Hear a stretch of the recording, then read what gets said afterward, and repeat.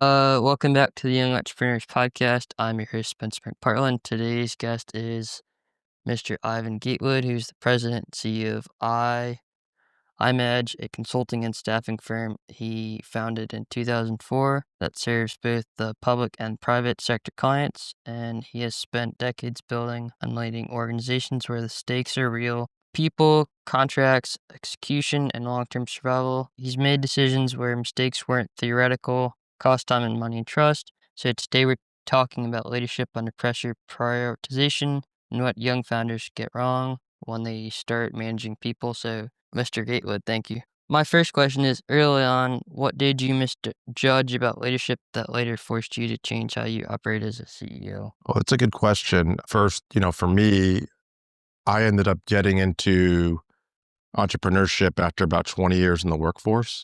And I think that unless you have a novel idea that can't wait, it's really good to get real world practical work experience. So for my style in terms of leadership, a lot of it was formed from mentors I had in business, prior bosses through all walks of life in the service industry. And what I ended up doing was taking the best parts of each to sort of help mold my philosophy in terms of leading and steering the business. So kind of like a mentor who's been in the industry or in the business and kind of knows what to look for. Yeah, in terms of specific mentors, for me, my mentor was my father. Actually, I was initially a broadcast journalism major, doing a lot of work with radio and television. Pivoted over to government contracting to support my father's business, and really just learning the business through him was a real eye opener. And in terms of what aspects to look for a mentor, they'll find you. They'll see something in you that they see in themselves. A lot of times, they'll sort of take you under their wing.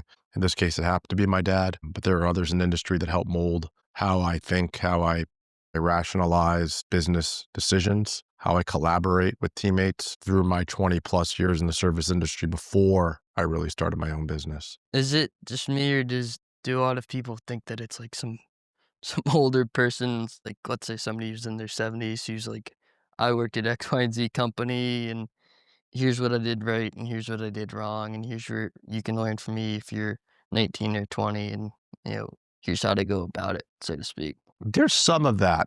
And I think there's two ways of looking at it. There's sort of active mentorship where somebody will guide you through decisions by telling you how they did it or how it was done. And you take that and decide if that's how you want to operate as a business leader.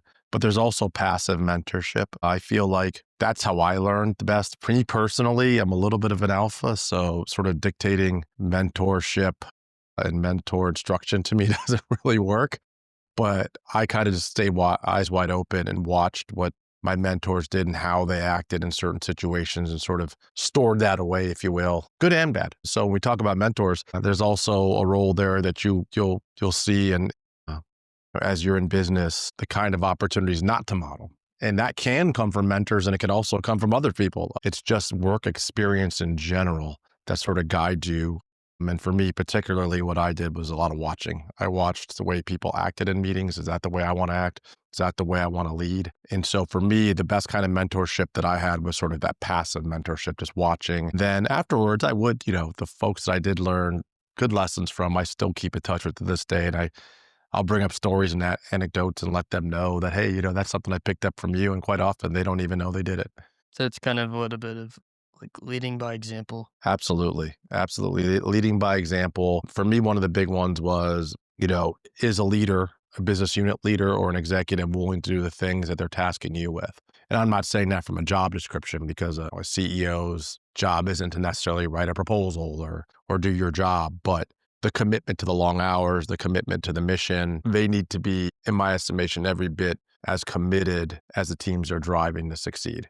And that sounds like something that's taken for granted, but it really isn't. I mean, you could sometimes, the one folks in business can see sort of a lame duck executive or somebody who's halfway committed and has one foot out the door. It has a surprising effect on morale. And I think business leaders that are in those positions sometimes underestimate the support staff that are watching their every move.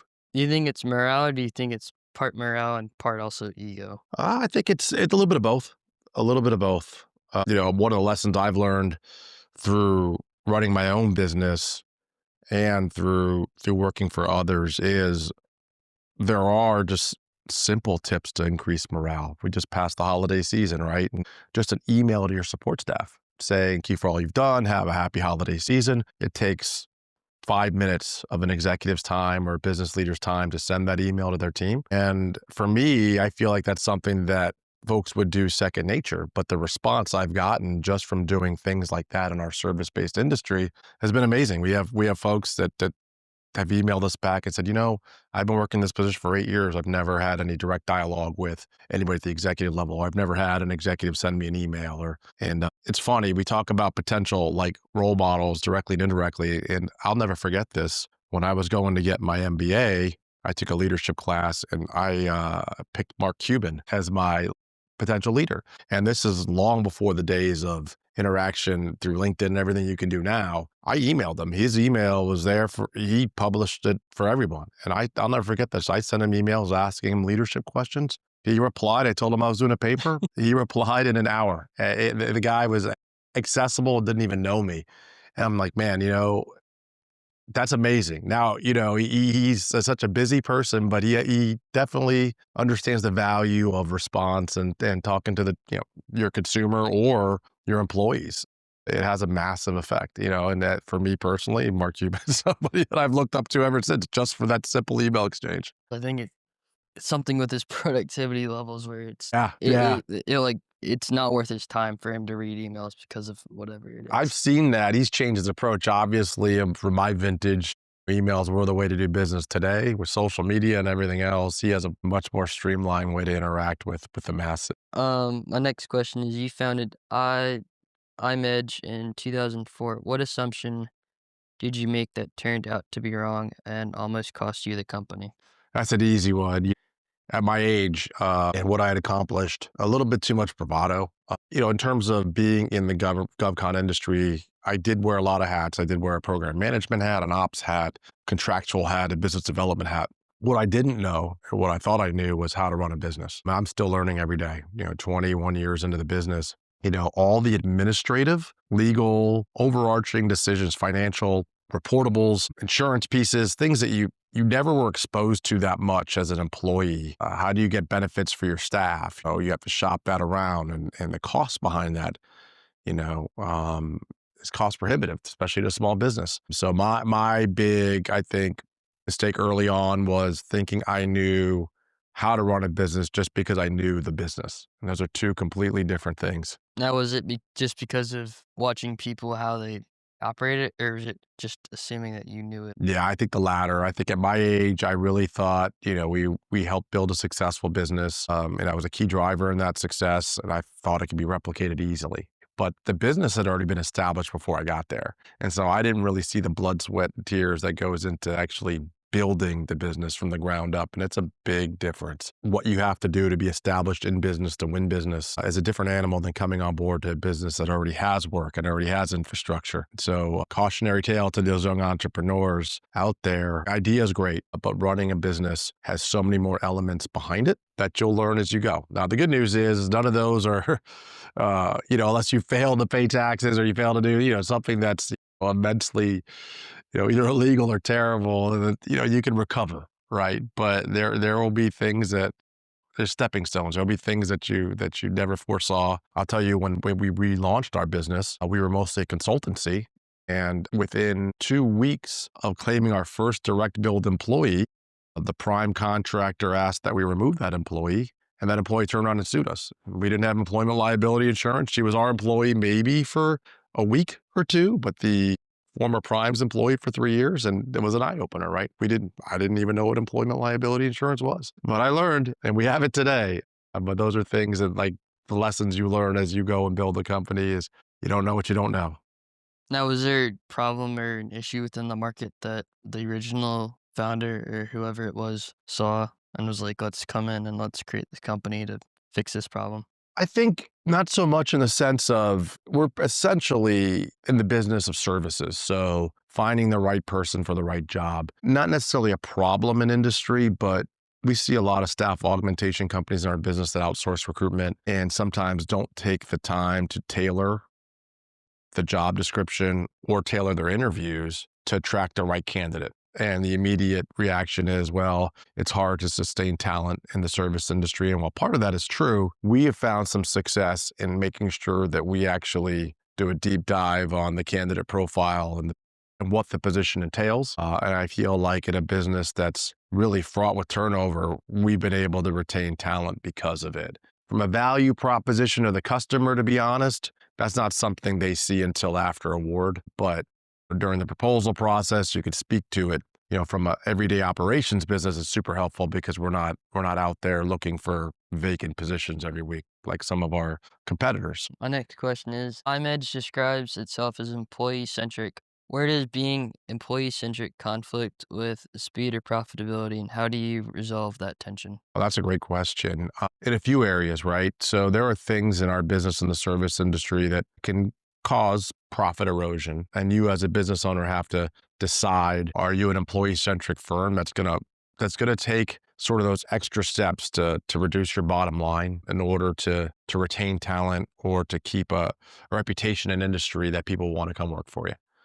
That comes down, we're dealing with that, now. It hasn't been the most profitable year for us in 2025. There's been some legislative changes that have impacted the way we do business. It's the holidays, right? Do you bonus your staff? Do you not? I can tell you a lot of our competitors won't bonus our staff. We will, and we'll take that impact to the bottom line to show an appreciation that our employees have really, really, really gone the extra mile this year in a very challenging year.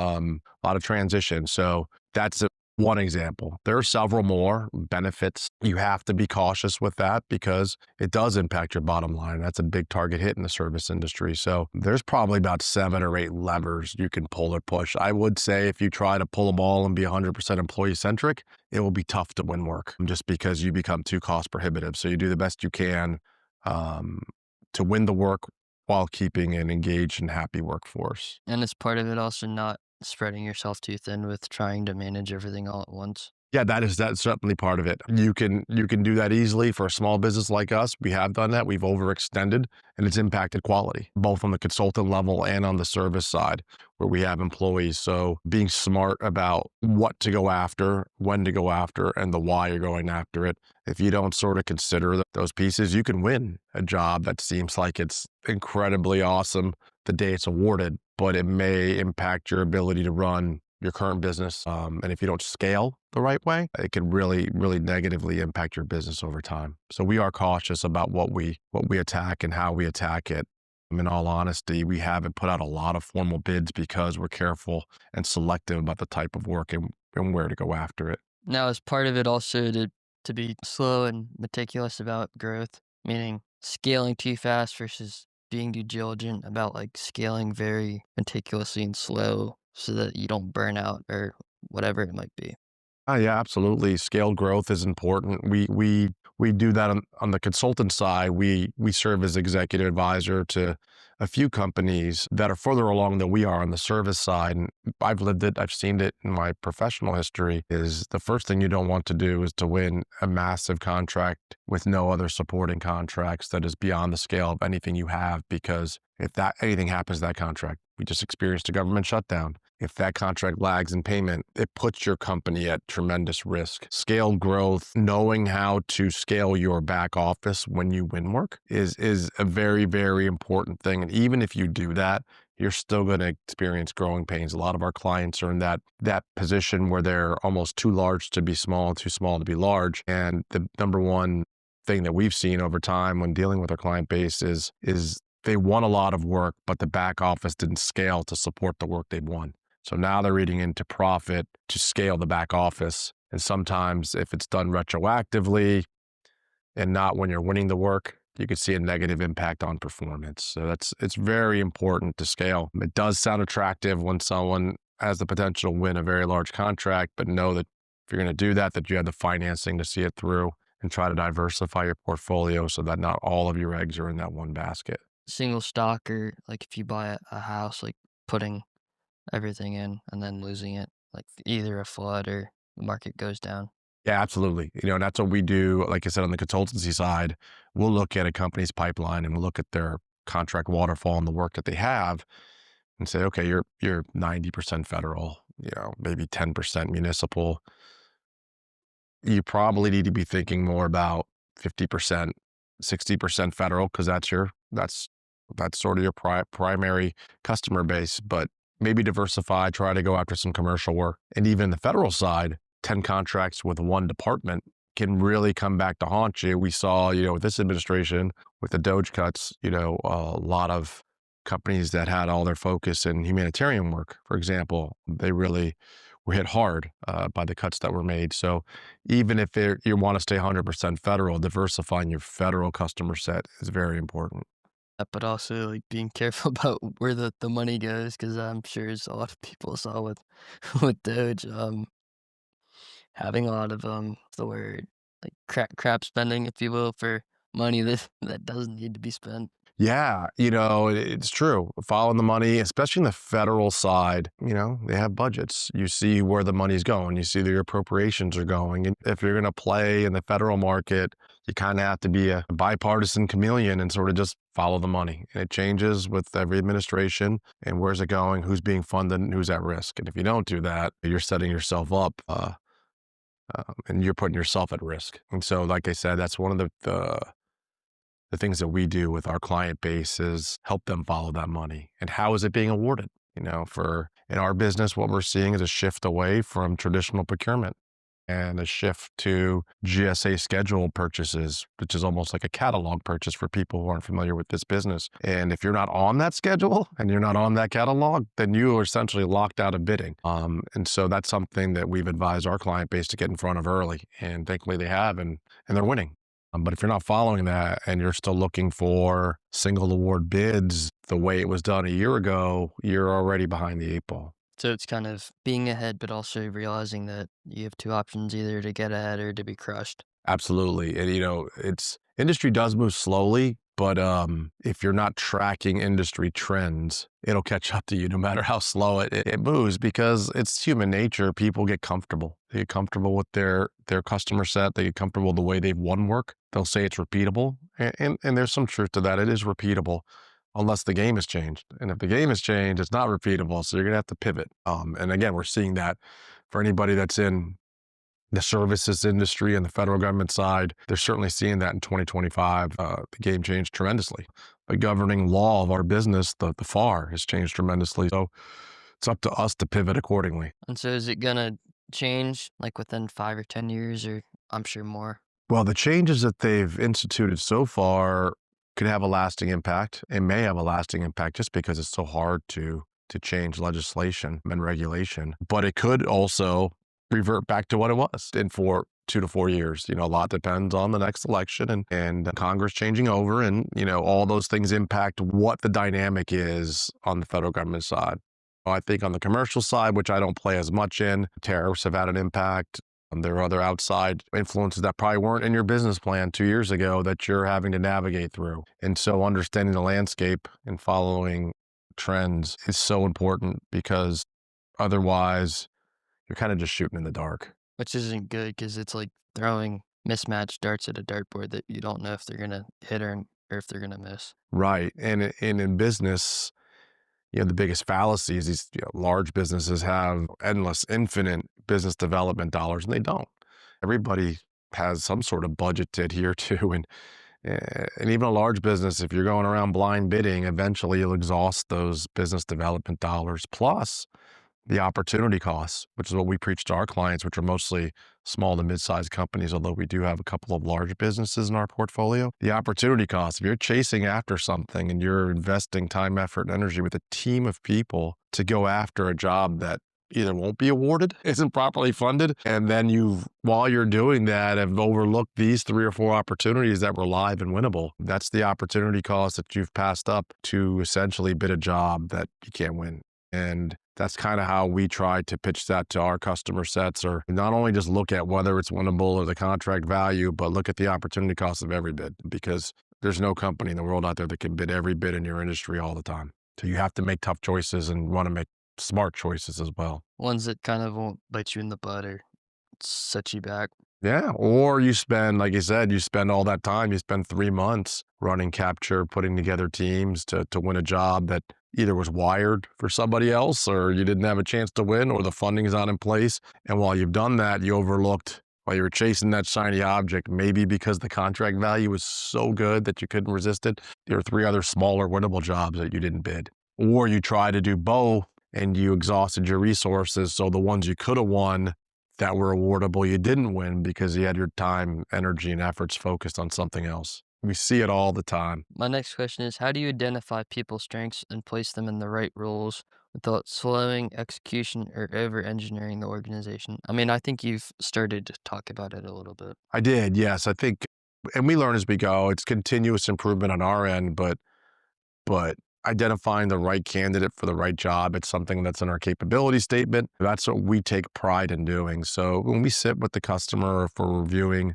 a request for proposal, we're looking at job descriptions and we're looking at 3 things. Who's the customer? Where's the position located? What is the ideal candidate profile for this position? And that helps us, when we're screening and vetting candidates, figure out who that candidate is. And here's one thing I hear, it's funny because we're actually going through this now, is there's a fear to potentially hire people who are quote unquote overqualified for the position. And that's a chance i-MAGE will always take because if somebody can do the job and do it well, you don't know what's going through their head. They may like where they live. They may like this job. They may like the environment. And yes, they might be overqualified, but doesn't mean they're not going to be unhappy with the position. And so when I hear that, I kind of just chuckle because we definitely want the most qualified. And if they're overqualified, that's great too, versus trying to think of, we're going to have an employee in here who checks all the boxes, but will stay with us because they're not necessarily going to look for something else because they're not an A+ candidate. I think you're doing the contract, your customer a disservice with sort of that approach. I can understand it because you don't want the position to be a turnstile, but there's no guarantee it's going to be if you hire somebody who's overqualified. It's funny you asked that question because we just went through that with a client last week. We took the most qualified candidate and we believe she has immense qualifications for the job, but we're not going to shy away from hiring her because she might be overqualified for the position. Part of it too, like if you go to an Ivy League school, kind of the hiring the best of the best, if you will, and saying you went to Stanford or you went to Yale and your school where you went to carries that prestigious name and, you only want, whoever it might be.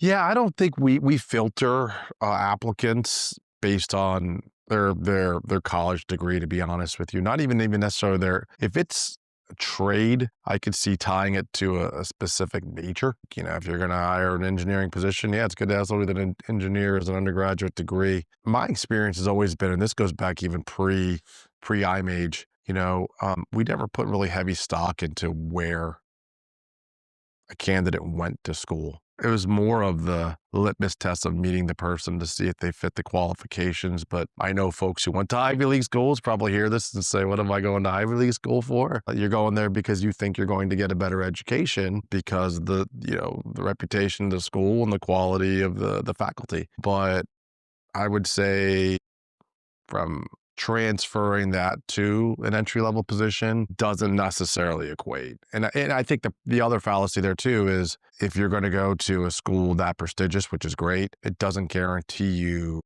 10 steps above your competitors because you don't have any work experience. At least that's been my experience. I think more than anything, most employers value work experience, not necessarily scholastic aptitude.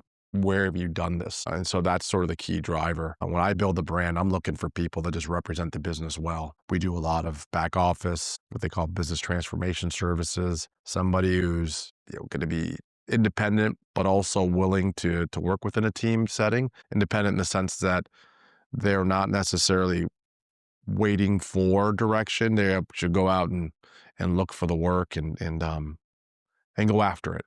Somebody who's multifaceted is important to me particularly, and that may not even be a requirement for the job, but that's how I grew up in this industry. When I came in, it wasn't, Ivan, your job is to write proposals. I had I was fortunate enough to be exposed to all sorts of different pieces of the business. I just feel like people that have a little bit more of a wider spectrum background show more aptitude on the work setting. But whatever the job may be, if they've experienced more and they've done more, they tend to be more willing to jump in and take on work that might even be slightly out of scope, but they don't panic because it's not something they haven't done before. Well, I think part of it, what I was trying to ask is like if you work at Goldman Sachs or like a big well-known institution, they're kind of going to be like, well, we want the best of the best.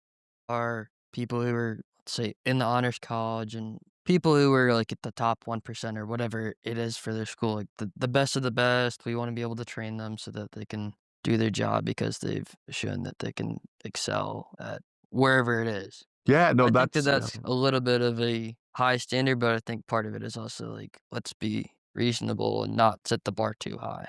you're right, and I see that, at least from my work experience, and you're right, from an institution like that, they're probably gonna look at aptitude and ability to rise to the ranks. Also consultancies, like major consultancies that bring you on as junior partner or partner, and they're probably looking for a certain level of educational acumen. I see that more than anything on the legal side where you have whereas that you went and got your law degree, right? Or those highly professional careers where they do sort of, I think, brand reputation. They do look at the percentage of your graduating class and where you went to law school to sort of build that reputation in industry. So yeah, I think you're right about that. That's probably something I overlooked because on the service side for me, that's not really, our brand or what we're looking to do. But you're right, there are other industries that certainly value that. As CEO today, what do you spend the most mental energy thinking about, and what do you intentionally ignore? You try to intentionally ignore the noise, right? The noise grows as your business expands. So being able to prioritize what may seem to be a quote unquote fire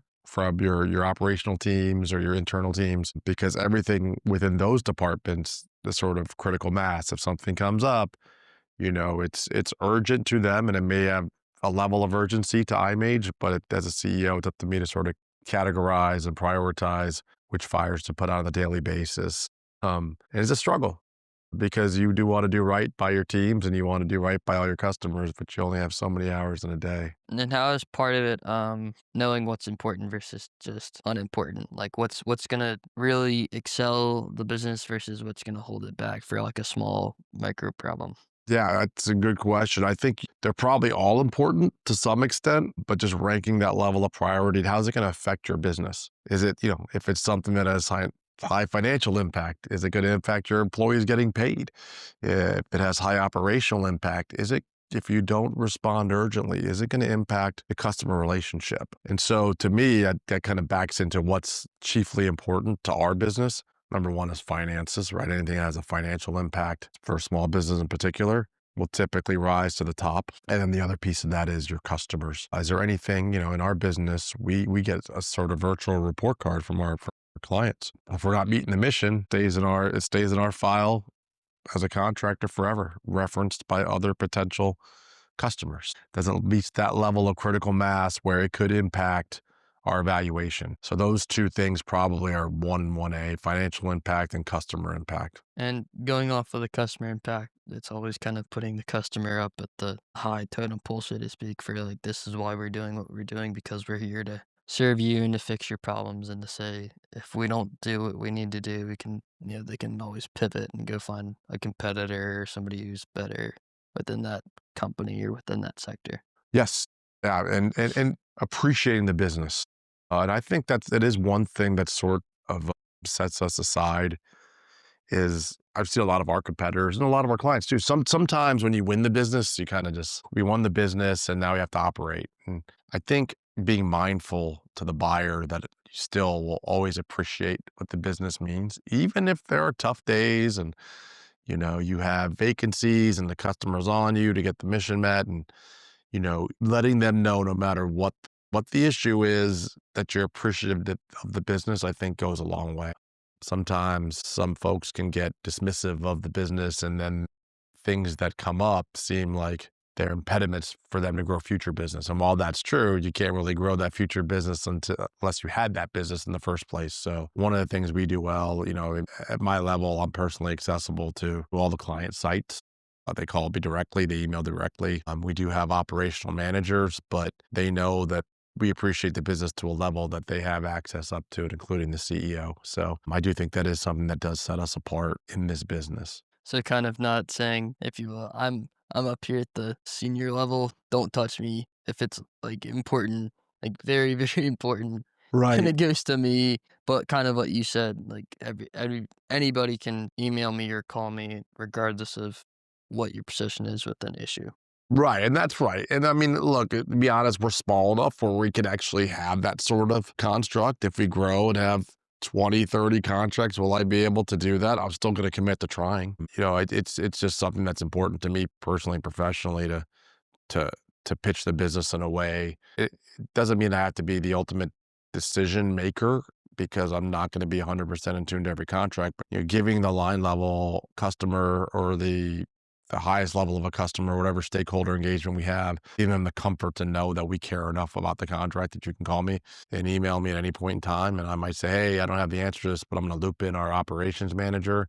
I think even that goes a long way with keeping the customer satisfied. Now, how do you see like kind of business work ethic? How, let's say, how you started out versus how people today are starting out? How do you kind of see the two? I think no difference in this other than the sense of what I'm learning is there is truth behind working smarter, not harder. I think people that are my vintage, we feel like the more hours you throw at the job, the harder you're working. And that might conceptually be the case, but where we have to adapt as we grow older are just because somebody is working less hours doesn't mean they're necessarily not working smarter. And I can tell you, I mean, for me, I have a huge blind spot to tools that help you be more effective and more efficient. And I'm making a commitment. That's one of my New Year's resolutions is to learn AI tools and learn tools that will help me do my job more efficiently. But I'm not one of those folks who sit here and look at the younger generation and say they don't work as hard, or I think I've seen hard workers from all walks of life at all ages of life. And I do think the younger generation has the ability to work smarter, and some of us are still trying to understand what that means. And I'm certainly in that boat. I think part of it too is also like, at least from what I've seen or whatever it's been, is that like certain people feel like I should only come into work 3 or 4 days and I'm entitled to whatever break it is because of Yeah. personal feeling. And then the last, uh, second last guest that I interviewed was like, because of AI and everything, it's gonna reduce your days that you have to go into the office. So it'll be 2 or 3 days, and you're gonna still get paid what you're getting paid, but your output for your hours is gonna be drastically reduced because you're using AI to Tools to help make you more you efficient. that, and it's also gonna make your productivity levels go up a lot higher. Yeah, it might be some truth to that. And in terms of and to his point and to my earlier point, like I don't tie that. I tie that into technology. I don't tie that into age. I just think that younger folks are more adaptive to the technology because they've been immersed in it more than than people my age have been. Because I've seen plenty of people my age that do the bare minimum. So, but yeah, I think that's a disruptor, right? AI is a disruptor of the workforce. The only thing my only cautionary tale I think with AI too is, and I've seen it already, and I've seen it in the workplace, I've seen it with our clients. AI is not at the point, in my opinion, where it should be taken as gospel. I think there is a level of fact checking that needs to be done, even when AI sort of spits out whatever prompt you give it. And I've seen a dependency to the point where it impacts people's ability to focus on the details of something that's being done to the point where I have clients that have staff that don't even read their emails. They'll have AI generate their replies. And when you're doing it and when you're that reliant on it, we find oftentimes 2 weeks later, we're having a discussion about why didn't you send me an email on this? And well, we did, but you replied. But did you really reply? You probably didn't take the time to reply. So my what I tell folks a lot of times is if you can't bother to reply to an email, what makes you think you're going to bother to read it and absorb it? So I think it's a cautionary tale with AI. It has its places, but too much AI dependency, I do think, leads to missing details because it's almost like driving a car that you don't have to drive anymore, right? Self-driving vehicle, right? And you just sit there and you're not paying as much attention because it's self-driving. I think that AI has that same impact in the workforce sometimes. I think that there's also this problem or this issue that people are gonna rely heavily on AI, where it's gonna be like, it does all the critical thinking. I don't have to think for myself. I just type into the computer, it thinks for me, it gives me a response, and then it's done. And then you're kind of like, well, I didn't think about it. The computer just did it, and now I move on to the next task or whatever it is. Right. And what are you learning and what are you retaining, right? And a funny example, I mean, this is a little bit off the beat path, but there was a football game on last week and it went to overtime and they changed the overtime rules this past year to where each team gets the ball. And I'm watching the game and it's on TV and it says next score wins. I'm like, well, that's not true because they changed the rule. And so I went to AI and said, what are the NFL overtime rules? And it spit out the exact same answer that I saw on TV, that it's sudden death and it was categorically untrue. It just hadn't been updated. But I could, in my mind, I'm going, okay, somebody at this network did exactly what I just did and didn't fact check it and put it on the broadcast for millions to see that they put the wrong overtime rules on. And so that's sort of the thing I'm seeing. And I think on social media, people have seen it. I'll read a long, long entry on somebody famous and then the picture below is somebody else. It kind of discredits the entire content of what you just read. What else is untrue? So I do think it does need some refinement. And I think part of it too is like getting out and like doing things because I'm sure as people have seen during COVID, but also now it's like you go to the office like 4 or 5 days a week, you drive, you sit in traffic, you're like versus like people who work at home. But then it's also like, it's Yeah. also a comparison because it's like, okay, you're not interacting with people. You sit at a desk in your home, you don't really go out, you eat, you do whatever versus being in the office where you interact with people, but then you work late until like 7 or 8 o'clock and then you go home and, you know, do the same thing again, so to speak. Yeah, there's a balance to that. It's funny you bring that up because I think everybody's different. I personally feel like there was there's an argument that can be made that you're not as productive when you're in the office because you're chatting in the hallways, you're doing this, you're doing that, and you could be working. I always feel like those kinds of conversations and those chats are productive. They draw a team closer together. There's more collaboration. And I was always the kind of person, pre-COVID that would work long hours and but a couple of those hours would be socializing, but getting to know your team. I manage a team of upwards of 20 people going in. How they doing? How's the family? Those types of interactions I think are important in the workplace. And I think, the post-COVID environment when you're sort of a keyboard warrior working 3,000 miles away and you don't know your team, you don't know your hiring manager, you don't know really the company because you were hired during a virtual interview. They do impact, I think, the ability for a company's back office to work cohesively. And I also think it also impacts the employees' sense of belonging to the business. So I think it leads to more transient industry because if I could sit at my desk and work for this company, why can't I just sit at my desk and work for that company, right? I do think that the industry is seeing some of that.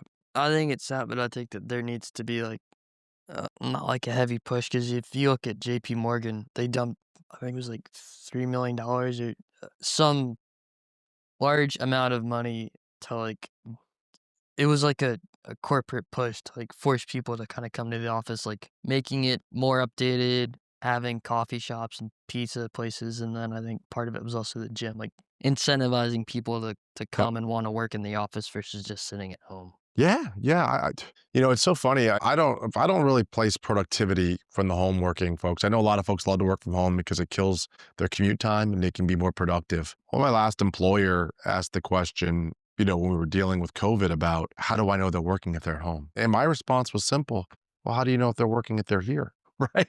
You have disruptive, spider solitaire and disruptive games on your computer. Just because somebody's in the office doesn't mean they're working, right? So if the employee's a hard worker, they're going to work from home or they're going to work from the office regardless. There's no, in my opinion, no employee that's going to work hard in the office but not at home. Maybe they don't work as well from home, that comes from within, that level of effort. But I never forget that discussion. And as we gravitate to a more remote work environment, I always argue that the ones that work from home, you probably got more hours out of because they felt guilty for working from home. I was one of them. I was just accessible 24/7 when I was working from home. I don't know if 5 days a week is the answer, but I definitely am a proponent of at least going in and meeting the people you work with at some interval. And I think that depends on what organization you're in. It also depends about what role you're in within an organization. Certain functional positions probably need to be at the office more than others. That was gonna be part of my question. Do you think that there's gonna be like a phasing out of the office buildings where it's like you work from your house and so that there's no longer a need for you to kind of commute to a centralized building, so to speak? I don't think so. But I do think you'll see things, and you're already seeing them in terms like hot swapping of desks. Maybe you don't have an office anymore, like with your name on the wall, right? Maybe it's office B and you're working out of office B Monday, Wednesday, Friday, and someone else is working out of the same office Tuesdays and Thursdays. that minimizes the space a company has to buy or lease. If you're not doing a one for one for office space, and you're already seeing that. But outside of that, I think if that was going to happen, it would have happened already. I think you're going to see more of the other way, a driver to return to work. And where that becomes difficult is over COVID, a lot of employers hired staff 2,000 to 3,000 miles away. Is the employer willing to pay the relocation cost now for this employee? And did they negotiate a salary with that employee because they lived somewhere else? If you live in DC, the price of living is high. If you hire a contracts administrator out of Kansas, are you paying them Kansas wages? Or are you paying them DC wages, right? So if you're paying them Kansas wages and now you want them to come to DC, you're going to have to just probably renegotiate salary. So there's a lot of that that's gone into, I think that's going to trickle down. So it's probably going to take some time. But ultimately, the one thing I am seeing is sort of functional areas having more office responsibility. For example, human resources. Human resources is a tough position, a tough discipline to be remote 24/7. Right? They tend to be more anchored to the office. For what I do, business development, we were on the road anyway. Maybe we're on the road more now. So I think you'll see more of offices structured towards functional alignment. So certain departments may have 5-day a week reportable responsibilities, and others may have less. I was asking that because, I was in a logistics class, and there's a chapter in the book, and it kinda talks about cars and how they were it was either the cars or it was in the news, how it was talking about the parking garage and how they wanna phase them out, so to speak, because they want the cars to be continuously going so that there's not a need to park your car, and I think part of it is, like, giving it back to the city. But I think part of what I was trying to ask is, like, is it gonna be the same way where you have an office building the way that it's similar to, like, a parking garage where you can either redevelop it or you can give it back to the city, if you will? Yeah, who knows? I think that we're in the great unknown right now. I mean, I think we've seen philosophies from different sort of industry giants on how they're handling return to work. Some are investing heavily, to your point, on having employees return, and others are using their remote sort of philosophy as a way to attract employees and maybe even take from their competitors in a way that's a pitch of, hey, company A says you have to work at home 5 days a week. You don't have to, or for at your office 5 days a week. You don't have to do that with us. And so that is potential selling point. So I'm not sure if you'll ever see 100% shift. I think you're going to see companies sort of operate within their own culture and make those decisions and use. I think the ones that offer remote work are going to kind of use that as a driver to sort of attract talent or maybe even pilfer talent from their competition. And I think part of it too is the fact that they shouldn't really use it, like, as a crutch. Like, Right. it should be there, but it shouldn't be like this tag along of, "Well, if I apply for so and so job, that guarantees that I work from home, so I don't have to go into the office and do whatever else." Yeah, and everybody works differently. Like I said, for me, I'm definitely more of an office body. COVID almost drove me crazy. Zero interaction with your teammates, with you can only do Teams and Zoom so much before you get that fatigue, right? And I don't know about anybody else, but I have a very difficult time staying 100% focused on virtual calls all day. Like if I'm in a meeting and I'm looking you in the eye, I'm much more engaged rather than getting screen glazed because I'm on 7, 8, 9 calls a day that are all virtual. How do you think that AI is gonna get integrated?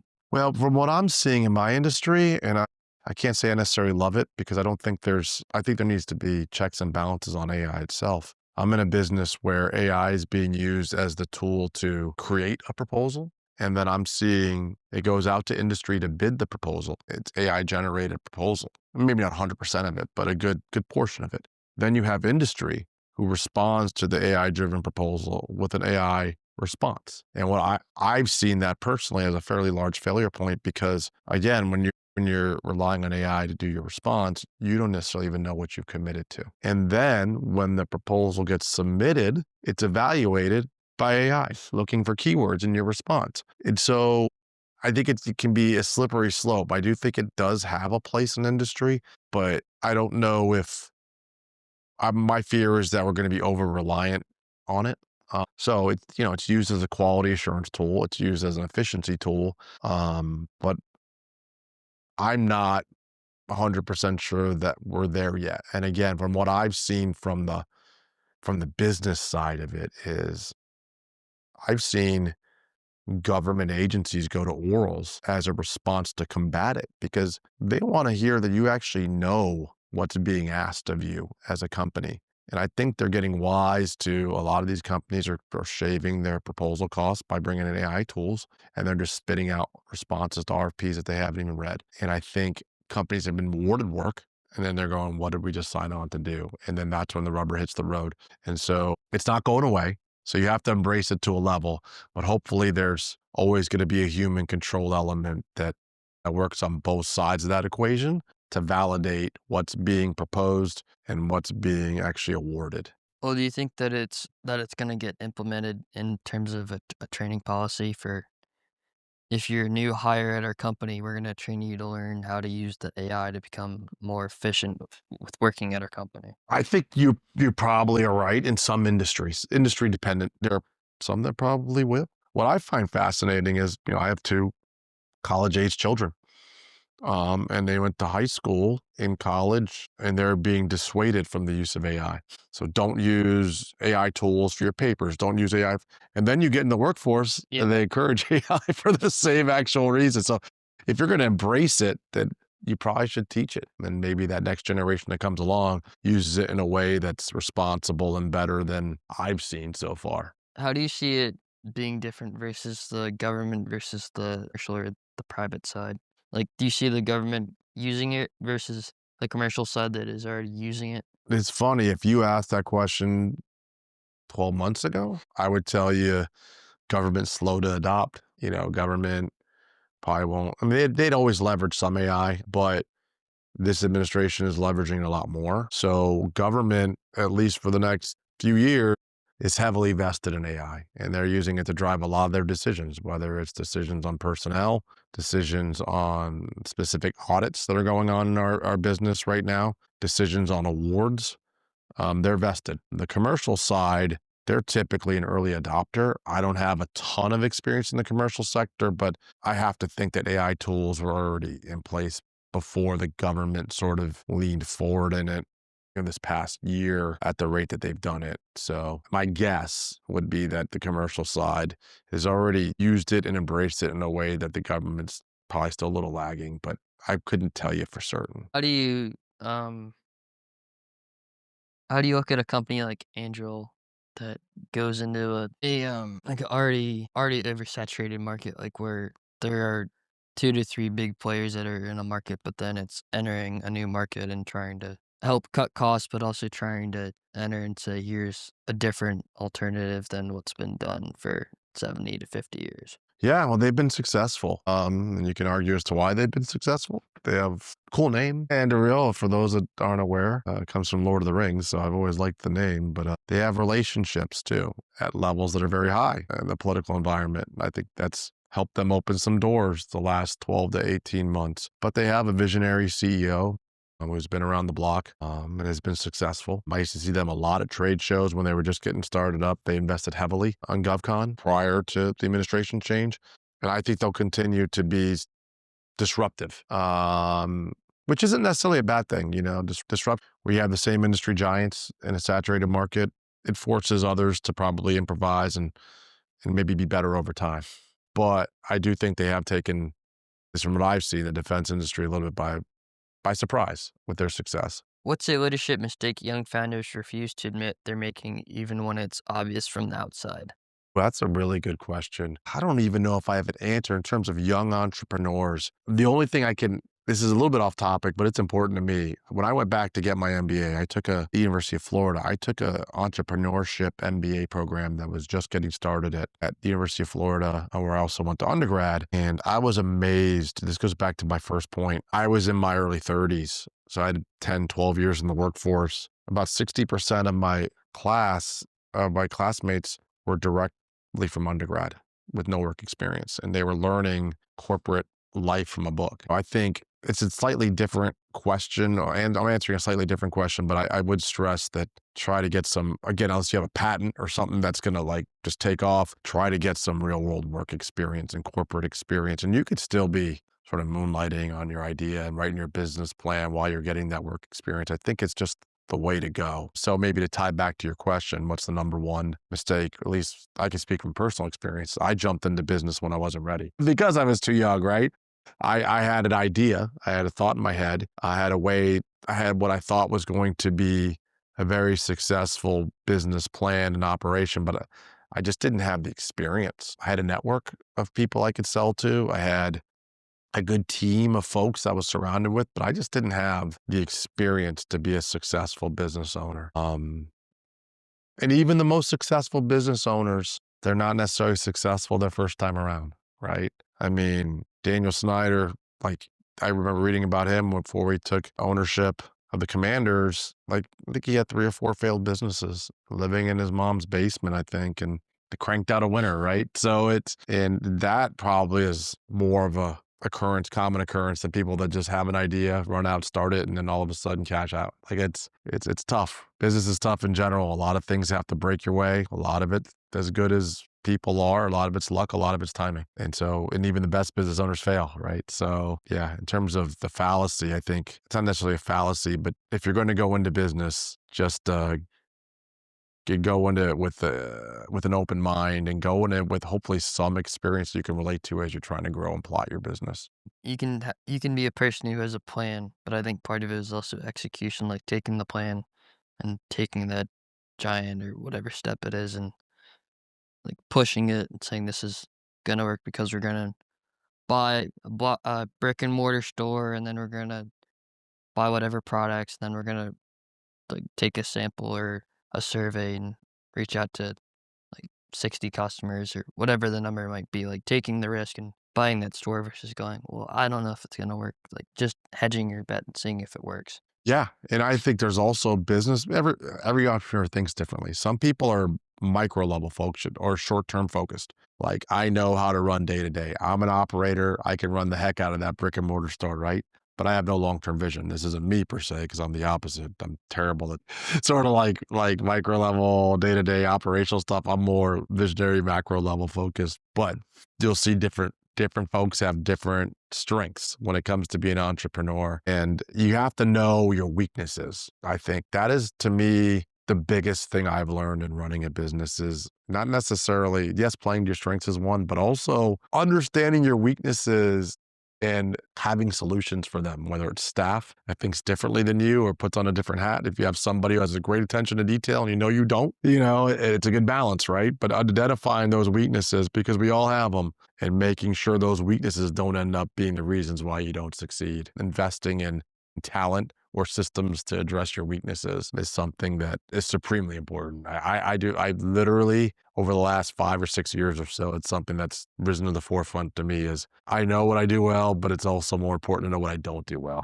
Do you think that that's why some big, well-known businesses have kind of scaled because they know what they don't do well and they bring in the right people? Yeah, I think so. I think there are folks, and there's a third component to that too. Once you get to a certain size, even things you do well, you don't have the time to do it. Great. I grew up in this business as a business development growth guy, um, but I don't have the time I used to be the BD leader of my business and also run the business. So letting go of the things you do well is also that third component that can become difficult because people always graduate to what they know and what they do well. So then they kind of just turn a blind eye to the things that either avoid that or they know that are challenging for them. And for me, it's more of an attention to detail, administrative functions, things like that. So scaling and making sure you have somebody to do those things for you is paramount. My next question is, when everything feels important, how do you decide what not to do and also what usually gets cut first? Like what's important and what's not important? I'm not so sure anything gets cut. As you grow and scale, you can delegate the action to somebody else. And I think earlier we discussed having, what are the biggest impacts from my business, which are financial impacts and impact to the customer, direct impact to customer performance. If it's a systems issue or if it's a delivery issue, there are some things that or timeline issue to get something done. They all have levels of importance and they all probably will get done over time. But how you get them done is that next step of importance as an entrepreneur. Do you have a staff that you can say, okay, we have these 10 items that are critical mass. These 3 can only be handled by me. These 7, I'm going to have to divvy up. They're all important. but I'm gonna have to divvy them up and have folks on my team handle them. And you'll find this is funny, especially for entrepreneurs that are used to growing a business and doing everything themselves. That can be the toughest thing to do is letting go and putting trust and faith to people that you brought on board to handle mission critical items. And people say, I do that all the time. I delegate all the time. But like, what are you delegating? Are you delegating the simple admin tasks that have no impact to the company? Or are you asking your employee to make a tough decision that you can live with and trust them to actually take out and perform? And I think a lot of entrepreneurs struggle with that because they built their business making all the decisions. And once you scale, you just can't do that. Until they decide to turn around and sell it Yeah. to somebody else, and then hmm they have to take it. But no business, I mean, I could pretty much say it's a bit difficult for any business to sell if you are still the person that does every functional item. Like you wear all the functional head of all the departments. You make all the decisions and the business is you. Like when somebody comes and tries to buy you and you remove yourself from the business and there's no infrastructure, then it's not an attractive business, right? So you have to grow the business in a way that can survive without you. And that is very tough for a lot of entrepreneurs because for a lot of entrepreneurs, the business was built around us or them. So saying, what does the business look like without me? If it's unsuccessful, you kind of have to take a look at that. Now, how do you do it as a CEO, like day to day, deciding what's important and what's not? Like whether it's this is what I have to do, whether it's personal or whether this is like here's my list for what I have to get done, whether it's sending out 15, 20 emails or whatever it might be. Well, that's a good question. I think everybody works differently. For me, I'm a very list driven person because once the day starts, and if I don't have it written down as a to do action, once I start getting those calls in the morning and those emails that you don't have on your list that will always come through, then you tend to forget those items. At least I do because I didn't have them on the list, right? So I work off lists. And I typically do on Monday mornings when I come in, one of the things I do is I just do a to do list for the week. Here are the things I want to get accomplished. Some are micro level, simple action you cross off the list. Some are start this process knowing I'm not going to finish it in a week, but I've at least started the process of doing it. And so I'm very big into lists, and every Monday it's sort of like how I get myself mentally focused for the week. And I work off that list, but I also know that that list is going to be double by Tuesday or Wednesday because more actions are going to come in. And then to your point, I do try to, when I build the list, I do try to stack it either by due date, like this has to be done today.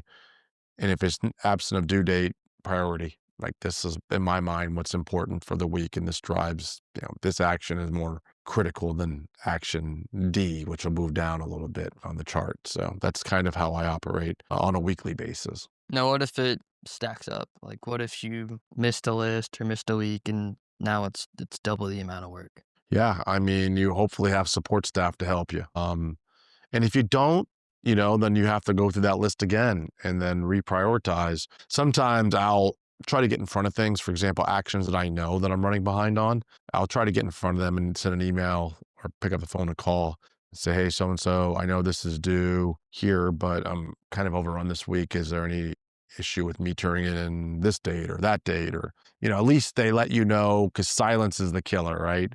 From a customer standpoint, if they send you an email for an action, you just don't reply, like that is more damning than pretty much anything else because then they think that you don't really necessarily care about their business, or even an employee who asks a simple question or one that they might think is simple, you don't have time to research.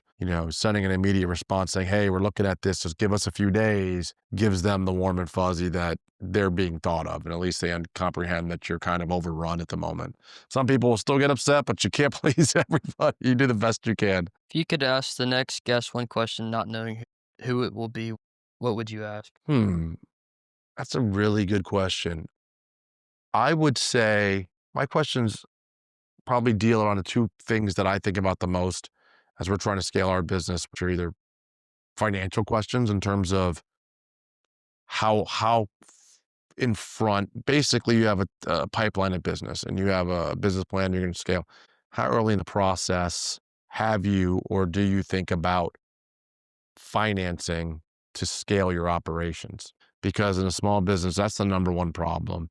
And I find that in our experience, our business has been a bit reactive to that because we kind of morphed from a consultancy to a service provider. And the government shutdown taught me a lot of lessons about, and I should have probably been thinking about additional line of credit, things of that nature that will help me sustain the business through its tough times before it gets to critical mass. Don't wait to the shutdown to start looking for, start looking for additional line of credit. Like that's too late, or you get terms that aren't going to be very friendly to you because they know that they've got you at that point, right? So my question would be either on that side in terms of financing, as you build your business plan, how early did you incorporate either seed funding or financing or line of credit into your business, and how successful has that been in helping you sustain your business? The same is investment systems. As you scale, we're at the point now where we're adding more employees.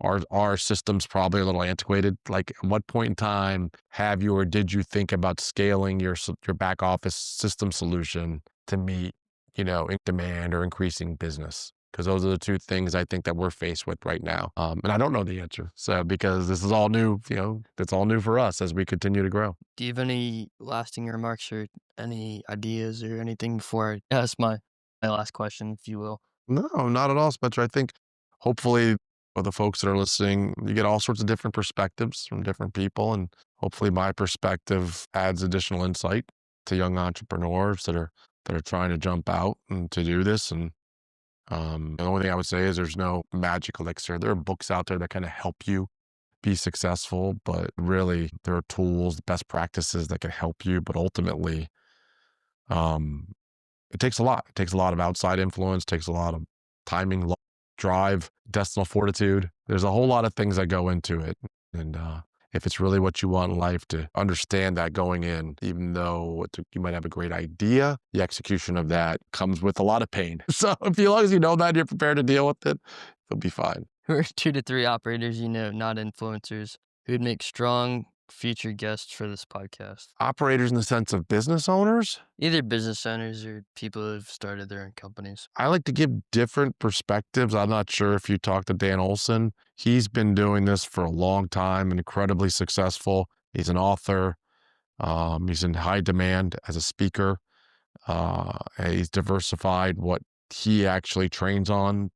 Tremendous respect for him, and his knowledge base is incredible. So he's somebody that's been a friend of mine for a long, long time. And I think he'd be a delightful guest just because he has a lot of great stories to tell, and he's brilliant. Trying to think of another sector that would be an entrepreneur out there. There is a gentleman that I do know, but he just sold his business. So getting a perspective from somebody, it might be good for you to have somebody who's actually did it and then sold, right? Okay. Because they could tell you everything they went through before they sold and the reasons why they sold. And his name is Randy Gilman, and it's funny, a completely different line of business. He ran a holiday lighting company, and I've known him for years. And he ended up moving to my neighborhood in Jupiter, Florida, and did tremendously well. And I saw his holiday truck last Christmas, and I said, "Randy, man, I saw your truck." And he said, "I sold that business a year ago." So I don't even know what led to the sale, but I think maybe it's probably interesting to get a perspective from somebody who's done it, been there, and then sort of exited. Kind of get the reason why they exited, how that went. It might be some good knowledge to have. So I had a summer job, and there is a gentleman who pulls up in a Porsche, and I didn't know it at the time, but he was, I think, 65-ish, like, he was in his mid-60s, but long story short, he'd recently sold his dental practice, but it was, like, right near where I lived, and I reached out and didn't know any better. My boss told me, he's like, "Oh, he runs his own cleaning company," and then the other tidbit is that he's not in Jupiter, he's in Orlando, but, John Morgan, who lives in Florida, he obviously, I'm sure as everybody knows, he's the lawyer who puts up the big billboard and Oh yeah. says, "We'll fight for you," and, obviously besides that, but, he's invested heavily into, like, amusement parks where it's like a cash flow for people, where it's like, this building came out of the Bermuda Triangle, and it landed in Kansas, and it's upside down and everything else, and, getting people to come in and spend 3 hours and cash flowing it and everything else. Because I know that he's been interviewed by, the young kid now who's, School of Hard Knocks, who's like, "What do you do for a living?" and Mm. everything else. There That's are a lot cool. of great stories out there. My former boss is a serial entrepreneur, and that's another piece of it. Some people are just really good at having ideas and spinning something up, and then they're on to the next. They get bored with it. This guy is so brilliant. He just can't sit in one place and one time. He has like 7 different businesses. To me, it's hard enough just to run one. I think that's a good way to close it. I'm gonna wrap this up.